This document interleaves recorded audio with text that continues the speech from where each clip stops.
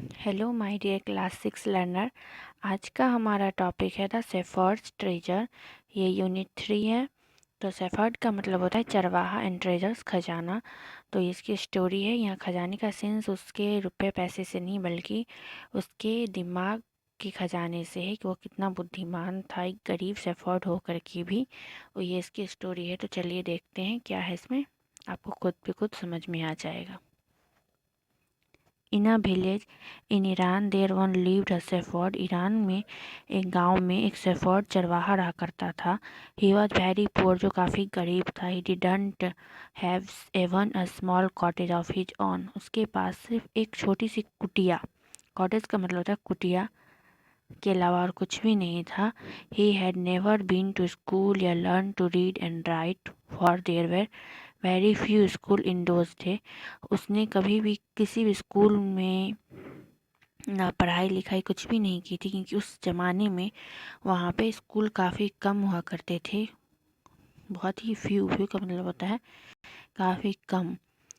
दो poor and uneducated his shepherd was very wise. पर वो जो शेफर्ड था काफ़ी गरीब था और अशिक्षित, पढ़ा लिखा नहीं था, लेकिन फिर भी वह काफ़ी बुद्धिमान था। वाइज का मतलब होता है बुद्धिमान। He understood people's sorrow and troubles and help them face their problem with courage and common sense. पर उसके अंदर इतनी समझदारी जरूर थी कि वो लोगों का दुख समझता था, उसकी कठिनाइयों को समझता था। सॉरो एंड ट्रबल्स का मतलब होता है उनकी दुख, परेशानी, तकलीफ़, और वो उसकी परेशानियों को समझ के उन लोगों की, जो बेसहारा लोग होते हैं, दुखी लोग होते हैं, उसकी मदद किया करता था। उसकी हर समस्याओं को समाधान करने में काफ़ी, कॉरेज का मतलब होता है काफ़ी साहस के साथ। आगे कह रहा है many people came to him for advice. और बहुत सारे लोग जो थे वहाँ के उसके गांव में उससे एडवाइस, सलाह लेने आया करते थे किसी भी समस्या का समाधान के लिए। Soon he became famous for his wisdom and friendly nature. इसलिए वह अपने गांव में, विजडम का मतलब बुद्धिमानी के लिए काफ़ी फेमस था, और अपने फ्रेंडली नेचर के लेकर वह काफ़ी प्रचलित था। The king of the country heard about him and टट ऑफ मीटिंग हिम। और उस ईरान, जो जिस देश का जो राजा था, उसने इसके बारे में काफ़ी सुना था, इसलिए उसकी इससे मिलने की काफ़ी इच्छा थी उस बुद्धिमान शेफर्ड से, इसलिए उससे मिलना चाहता था। Disguised as a shepherd and riding on a mule, one day the king came to the cave where the wise shepherd live. तो एक दिन जो है वो राजा अपना उस गरीब शेफर्ड के पास आया, अपना डिस्गाइज का मतलब होता है हुलिया बदल कर उसके पास आया उससे मिलने के लिए। उसकी गुफा में जहाँ पे वो रहता था शेफर्ड, उसके कुटिया में वो आया अपना हुलिया बदल। As soon as the shepherd saw the traveller coming toward the cave he rose to welcome him. जैसे ही वो जो शेफर्ड था उसने देखा कि उसकी कुटिया के और कोई ट्रैवलर, कोई यात्री आ रहे हैं, तो उसने उसका स्वागत किया, उसका वेलकम किया रोज के साथ फूलों से।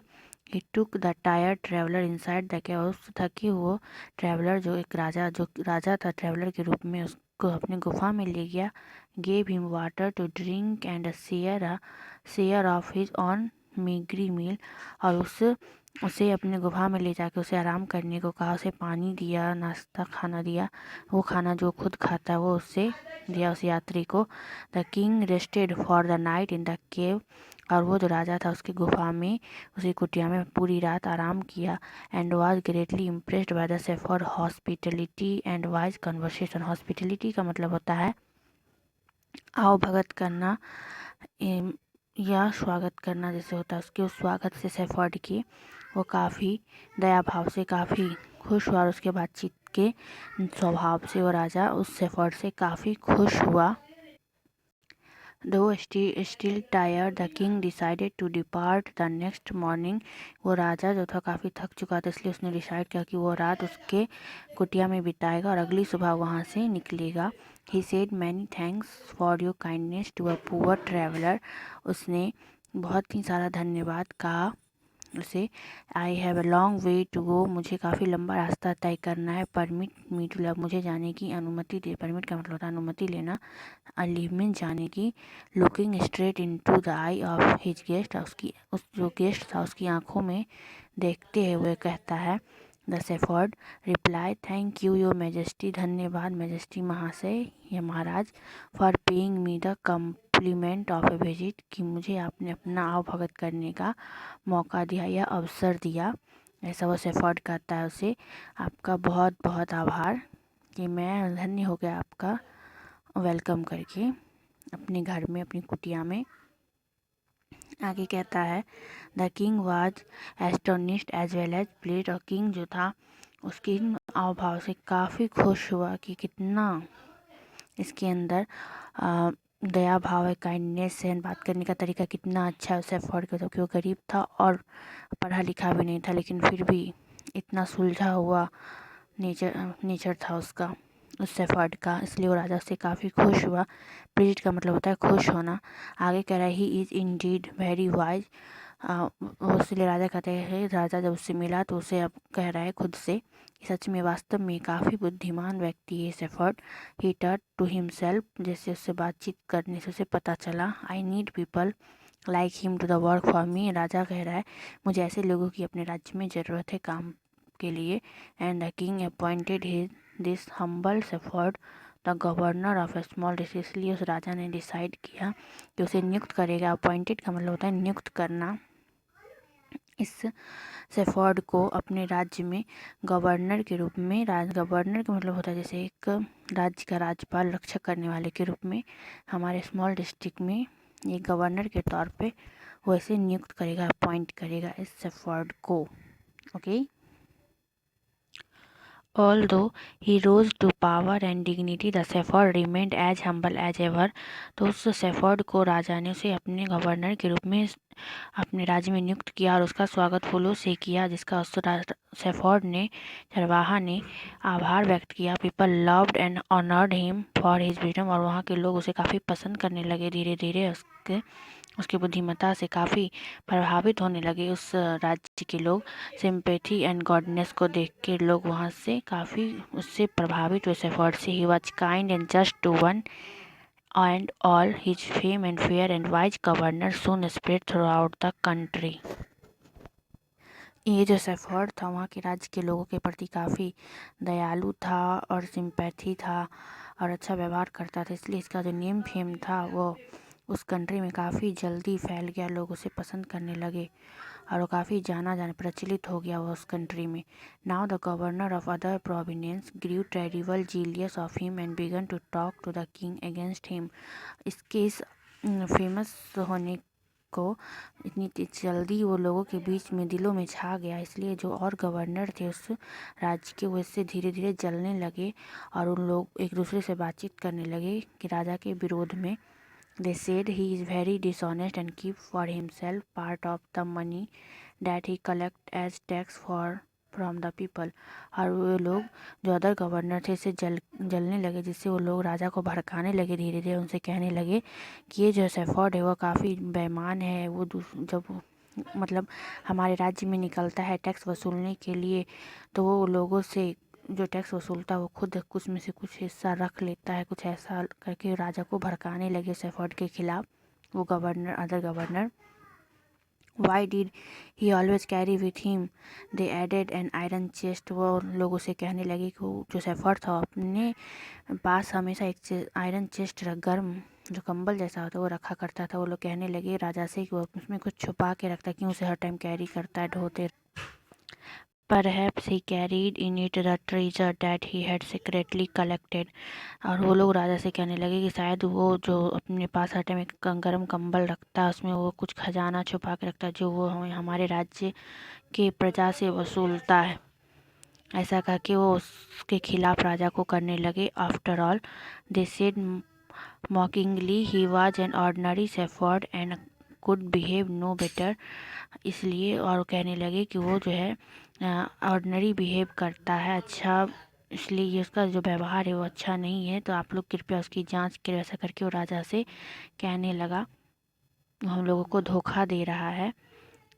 At first the king did not pay attention to these reports, but now long could he ignore this governor and their endless story about the shepherd.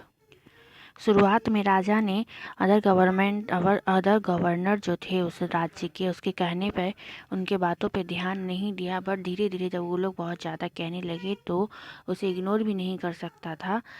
इसलिए उसने डिसीजन लिया कि उसकी थोड़ी जांच की जाएगी। One thing was certain, the king discovered, तब उसने डिस्कवर किया the new governor did carry N iron chest with him all the time, कि वो लोग कहने लगे बार बार उससे कि वो जो नया गवर्नर हमारे यहाँ नियुक्त हुआ हमेशा अपने पास एक आयरन चेस्ट रखता है, ऐसा करके वो लोग बोलने लगे। सो वन डे, इसलिए एक दिन the new governor was summoned to the palace. He came riding on his camel, and to everyone's delight, the famous iron chest was there, fastened securely behind him on the camel's back. तो अंततः उस नए governor को उस राज्य महल में बुलाया गया। तो वो जो गवर्नर था वो कैमल से आया अपने ऊँट पे राइडिंग करते हुए। एवरीवन और हर लोग काफ़ी उत्सुक थे ये जानने के लिए कि उसके पास जो आयरन का संदूक है जिसे वो अपने छाती में हर समय लगाए रखता है उसमें क्या है, जानने के लिए हर कोई वहाँ पे राजमहल में उत्सुक थे। वहाँ भीड़ जमा हो गई थी, पूरे राज्यसभा बुलाई गई उसके उस राज्य को खोलने के लिए, जैसा कि उस पर इल्ज़ाम लगाया गया था गवर्नर के द्वारा कि उसमें ज़रूर कोई खजाना रखता है जो प्रजा से वो चुरा के लाता है। इसे देखने के लिए हर कोई वहाँ पे बेचैन था। Now the king was angry. He thundered, "Why do you always carry that iron chest with you? What does it contain?" उस शेफर्ड के आते ही राजा जो है वो उस पर काफ़ी गुस्सा आ गया, चिल्लाने लगा और उसे कहने लगा कि तुम क्यों ऐसा करते हो, क्यों हर टाइम अपने चेस्ट पे ये आयरन का जो है वो संदूक, वो छोटा सा संदूक जो है उसे लेके ढोते रहते, इसमें क्या है कि तुम इसमें रखते क्या हो। वो राजा उस शेफर्ड से कहता है। द गवर्नर स्माइल, राजा की बात सुनकर वहाँ के ज़्यादातर का सब मुस्कुराने लगे, हंसने लगे। He asked his servant to bring in the chest, और राजा ने अपने नौकर से कहा कि उसके चेस्ट पे जो है वो आयरन का संदूक उसे निकाल के लाओ। How eagerly the people standing around waited for the shepherd to be found out, और वहाँ पे उस सभा में मौजूद जितने भी लोग थे सब काफ़ी उत्सुक थे जब वो सर्वेंट वो उसके चेस्ट से उतार के लाया उस संदूक को ये देखने के लिए, जानने के लिए आखिर उसमें क्या उसने छुपा के रखा है, क्या उसमें ट्रेजर है, खजाना है। But how great was their astonished, astonished का मतलब आश्चर्यचकित, अचंभा, सभी अचंभा हो गए। And even the king himself, king जो राजा था वो खुद भी, when the chest was open, जब उसके उस चेस्ट को ओपन किया गया आयरन चेस्ट को, no gold no silver jewels but an old blanket was all that came out. उसके जो उस आयरन चेस्ट था उसमें से क्या निकला, ना सोना निकला ना चांदी निकला जैसा उस पर आरोप लगाया जा रहा था, बल्कि उसमें से एक कंबल निकला, पुराना फटा पुराना कंबल निकला जो उसे हर समय वो अपने आयरन चेस्ट में रखा करता था। Holding it up proudly the shepherd said, "This, my dear master, is my only treasure. I always carry it with me." जब सब लोगों ने देखा कि उसके इस आयरन चेस्ट से सिर्फ एक पुराना फटा हुआ कंबल निकला है, तब वो जो शेफर्ड है वो प्राउडली गर्व से राजा के सामने कहता है, मतलब महाशय या महाराज, यही मेरा एकमात्र खजाना है जिसे मैं हर समय अपने साथ रखता हूँ या लेके जाता हूँ जहाँ भी जाता हूँ। But why do you carry such an ordinary blanket with you, तब राजा उससे कहता है कि तुम क्यों ये ऑर्डनरी ब्लैंकेट जो है हर समय अपने साथ रखते हो, उसे लेके जाते हो। Surely you are the governor of a district, तुम इस राज्य के, इस जिला के गवर्नर हो, तुम ये ऑर्डनरी ब्लैंकेट लेके हर समय घूमते रहते हो, क्यों? द किंग आस्क्ड, किंग पूछता है।